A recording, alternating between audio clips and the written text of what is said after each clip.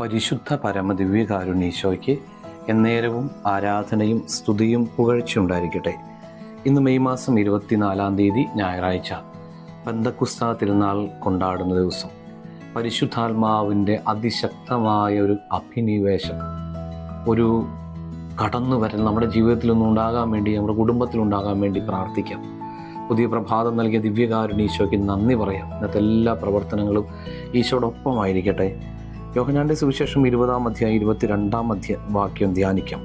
ഇത് പറഞ്ഞിട്ട് അവരുടെ മേൽ നിശ്വസിച്ചുകൊണ്ട് അവരോട് അരുളി ചെയ്തു, നിങ്ങൾ പരിശുദ്ധാത്മാവിനെ സ്വീകരിക്കുവിൻ. ഈശോ ഈ ഭൂമിയിൽ നിന്ന് സ്വർഗത്തിലേക്ക് യാത്രയായപ്പോൾ അവിടുത്തെ ആത്മാവിനെ അപ്പോസ്തലന്മാരിലേക്കും അവരിലൂടെ തന്നിൽ വിശ്വസിക്കുന്നവരിലേക്കും പകർന്നു തന്നുകൊണ്ടാണ് പോയത്.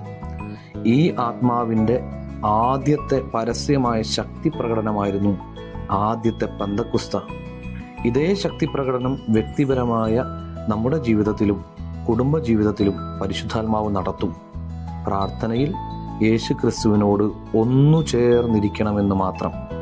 കർത്താവേ, ഞങ്ങളുടെ ഓരോരുത്തരുടെയും ജീവിതത്തിലേക്ക് ഇന്ന് ഒരു പെന്തക്കുസ്ത അനുഭവം തരണമേ എന്ന് പ്രാർത്ഥിക്കുന്നു. എല്ലാവർക്കും നല്ലൊരു ഞായറാഴ്ച ആശംസിക്കുന്നു. നമ്മുടെ കർത്താവ് ഈശോ മിശിഹായുടെ കൃപയും പിതാവായ ദൈവത്തിൻ്റെ സ്നേഹവും പരിശുദ്ധാത്മാവിൻ്റെ സഹവാസം ഉണ്ടാകട്ടെ, ഇപ്പോഴും എപ്പോഴും എന്നേക്കും. ആമേൻ.